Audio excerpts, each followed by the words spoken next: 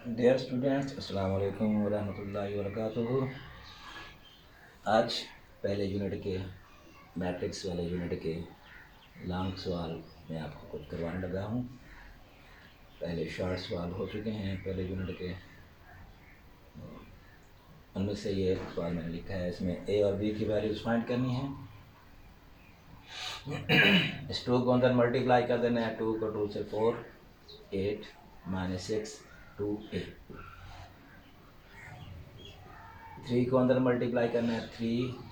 3b 24 और 12 is equal to 7 10 18 और 1। इन दोनों को आपस में ऐड करना है।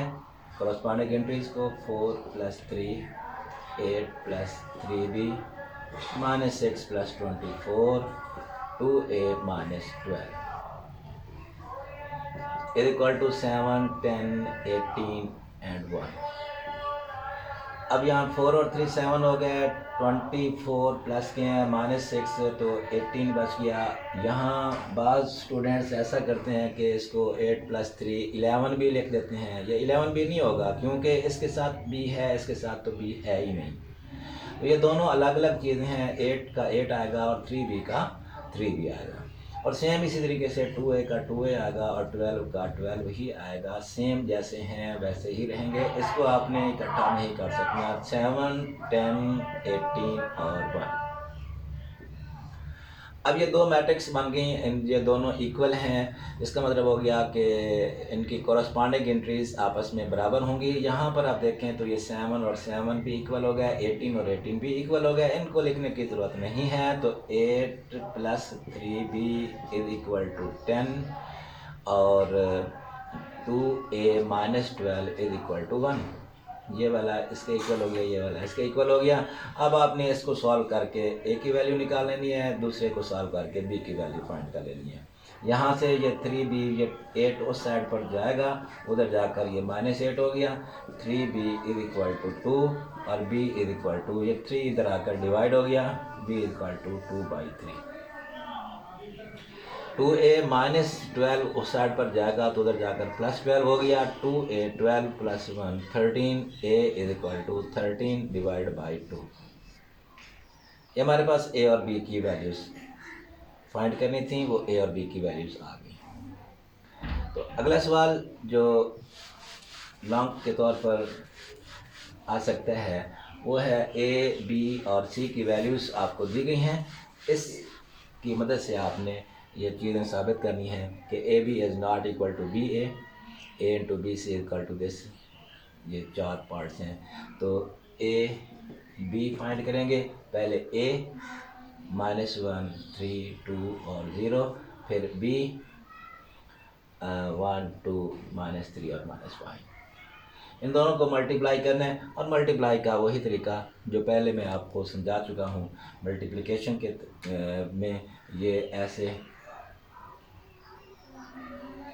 फर्स्ट रो को फर्स्ट कॉलम से, टेल को टेल से, -1 को 1 से और हेड को हेड से, 3 को -3 से। फिर फर्स्ट रो सेकंड कॉलम से, उसमें भी टेल को टेल से और हेड को हेड से। सेकंड रो में आ गए, सेकंड रो को फर्स्ट कॉलम से और सेकंड रो को सेकंड कॉलम से। 2 को 1 से प्लस 0 को -3 से, फिर 2 को 2 से और 0 को -5 से। 1 - 1 मल्टीप्लाई होकर -1 हो गया। 3 × -3 माइनस के 9 हो गए, माइनस का 2 और माइनस का 15। 2 को 1 से 2, 3 को 0 से 0, 2 को 2 से 4, 5 को 0 से 0। -9 और 1 माइनस के 10, दोनों को करेंगे ऐड, लेकिन साइन माइनस का रहेगा। माइनस का 17, 2 और 4। अब आपने बी ए करना है। पहले बी की रकम लिखनी है 1 2 -3 -5 और इसको मल्टीप्लाई करना है -1 3 2 और 0 से। इनको मल्टीप्लाई करने के बाद आपने वही मल्टीप्लाई का पूरा मेथड इस्तेमाल करना है। उसका जो आंसर निकलेगा ए बी का और बी ए का ये आपस में इक्वल नहीं होंगे, तो इसका डिफरेंट, दोनों के आंसर डिफरेंट निकलेंगे। तो जो भी निकलेगा वो और ये दोनों डिफरेंट होंगे। तो इससे हम साबित कर सकते हैं कि A B is not equal to B. आगे अगला सवाल जो है उसमें आप देख रहे हैं कि A into B C is equal to A B into C. मैं उसकी अगर राइट हैंड साइड को देखूं तो राइट हैंड साइड में हमारे पास ए बी इंटू सी है, तो ए और बी को इसी तरीके से आपने मल्टीप्लाई कर लेना है। ए और बी का मल्टीप्लाई का ये आंसर निकलेगा। अब ए बी का जो मल्टीप्लाई करने के बाद आंसर आ गया, इस ए बी के आंसर को आपने मज़ीद अगले सी के साथ मल्टीप्लाई कर देना है। तो ए बी का आंसर हमारे पास -10 -17 2 और 4 आया हुआ है, और सी हमारे पास है 2 1 1 और 3। अब आपने इसको भी वही तरीका इख्तियार करना है जो पहले मल्टीप्लिकेशन में आप इस्तेमाल कर रहे हैं। टेल को टेल से, -10 को 2 से और -17 को 1 से, और फिर ये सेकंड कॉलम से -10 को 1 से और -17 को 3 से। फिर सेकंड रो में 2 को 2 से और 4 को 1 से। फिर सेकंड रो को सेकंड कॉलम से 2 को 1 से और 4 को 3 से। माइनस का 20, माइनस का 17, माइनस का 10 और -17 को 3 से 51। 4 + 4 और 2 + 12, ये माइनस का 37 हो गया, माइनस का 61, ये 8 और 14। यह आ गई आपकी राइट हैंड साइड। अब राइट हैंड साइड आपकी कंप्लीट हो गई ए बी इंटू सी के हिसाब से। इसकी जो लेफ्ट हैंड साइड है उसमें आपने क्या करना होगा, लेफ्ट हैंड साइड में ए इंटू बी सी है, तो ये चीज़ फाइंड करने के लिए आप ब्रैकेट वाला अमल पहले बी और सी को मल्टीप्लाई करेंगे। बी में है 1 2 -3 -5 और सी में है 2 1 1 3। इसको मल्टीप्लाई करना है, मल्टीप्लाई करने के बाद इसका आंसर निकलेगा यहाँ पर। अब आपके पास a इंटू बी सी करना होगा। a में हमारे पास -1 3 2 0 और बी सी का यहाँ वाला जो आंसर होगा वो यहाँ लिखेंगे। इन दोनों को मल्टीप्लाई करेंगे और इन दोनों का मल्टीप्लाई करने के बाद भी सारा प्रोसेस मुकम्मल करके वो आंसर सेम यही निकलेगा जो आपकी राइट हैंड साइड का है ए बी इंटू सी वाला। तो फिर आप लिखेंगे A left hand side equal to R right hand side, या फिर A into B C is equal to A B into C. अगले वाले दोनों पार्ट्स तकरीबन एक जैसे ही हैं। एक में ए इंटू बी प्लस सी है, एक में ए इंटू बी माइनस सी है। तो पहले हम इसकी ये लेफ्ट हैंड साइड को हल कर लेते हैं। तो a इंटू बी माइनस सी, इसको हल करने के लिए पहले a वाली जो मैट्रिक्स है -1 3 2 और 0, ब्रैकेट में b माइनस सी, b में है 1 2 -3 -5, माइनस सी में है 2 1 1 3। अब इसको b माइनस सी को पहले अलग से हल कर लें, वो भी कर सकते हैं, इकट्ठा यहाँ पर लेकर आ जाएं तो भी चला सकते हैं। अब इन दोनों को सिंपली माइनस करना है, और अक्सर स्टूडेंट यहाँ पर ऐसा कर बैठते हैं कि माइनस करना हो और माइनस करते वक्त वो मल्टीप्लाई वाला सोल लगा बैठते हैं। इसलिए यहाँ पर सिंपल माइनस करना है। सिंपल माइनस में कोरस्पॉन्डिंग एंट्रीज सिर्फ माइनस होती हैं। 1 -2, ये 2 -1, -3 -1 और -5 -3। और जैसे ऊपर वाला पार्ट है उसमें प्लस करना है, तो यहाँ माइनस की बजाय प्लस होगा, ये प्लस हो जाएंगे। सिंपल माइनस और सिंपल प्लस है। -3 1 3 2 और 0,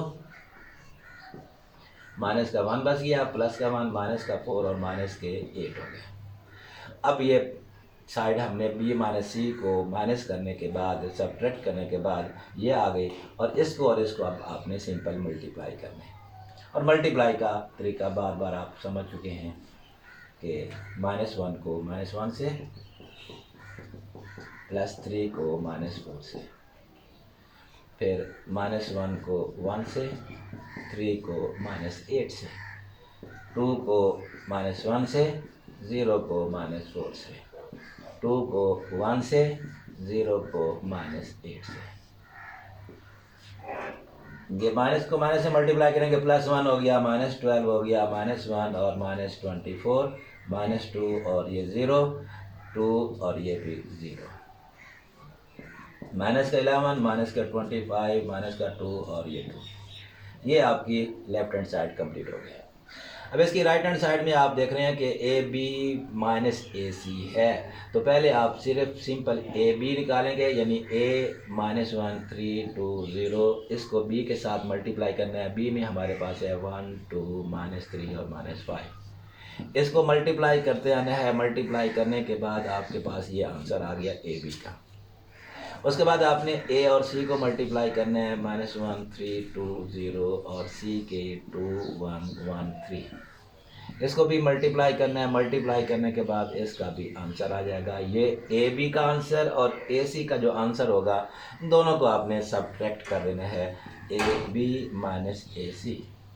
तो पहला आंसर यहाँ AB वाला माइनस दूसरा आंसर AC वाला, दोनों आंसर जब सब्ट्रैक्ट करेंगे तो इसका आंसर सेम यही आएगा जो यहाँ पर आप निकाल चुके हैं।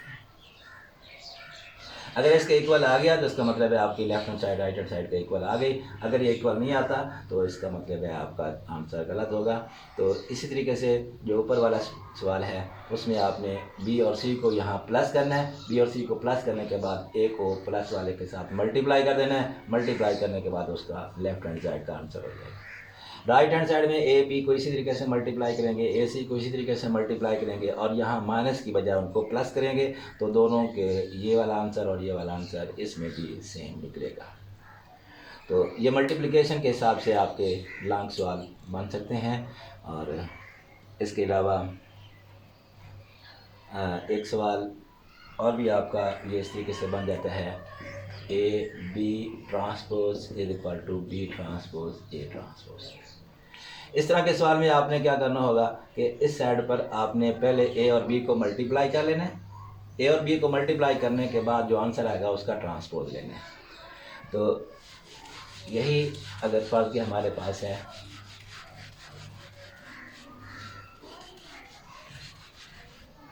A और B है -1 3 2 0 1 2 -3 -5, इनको आप सिंपल पहले मल्टीप्लाई कर लेना है। मल्टीप्लाई में -1 को 1 से, 3 को -3 से, -1 को 2 से, 3 को -5 से, फिर 2 को 1 से, 0 को -3 से, 2 को 2 से, 0 को -5 से। ये A और B को मल्टीप्लाई कर रहे हैं। तो मल्टीप्लाई करने के बाद इनको ये -10 -17 2 और 4, ये आप पहले मल्टीप्लाई इसी सवाल में कर चुके हैं। तो ये AB का आंसर आ गया। अब इस AB का आपने ट्रांसपोज लेना है, -10 -17 2 और 4 का भी ट्रांसपोज लेना है। ट्रांसपोज जब लेंगे तो -10 और -17 इधर हो गए, रो और कॉलम को इंटरचेंज कर दिया, तो ये आपका AB का ट्रांसपोज एक साइड हो गया।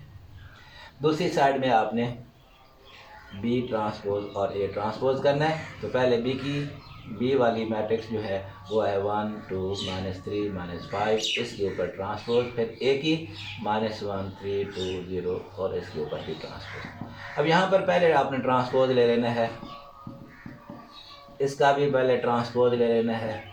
ट्रांसपोज लेने के बाद अब इनको आपस में मल्टीप्लाई करेंगे। मल्टीप्लाई करने के बाद इसका आंसर भी -10 2 -17 और 4 ही निकलेगा, जो आप ये निकाल चुके हैं। तो ये आंसर दोनों सेम आएंगे। तो अब करना ये होगा कि यहाँ पर पहले आपने मल्टीप्लाई करना है, बाद में ट्रांसपोज लेना है। इधर पहले ट्रांसपोज ले लेने हैं और बाद में उनको मल्टीप्लाई करना है, तो दोनों के आंसर सेम आएंगे।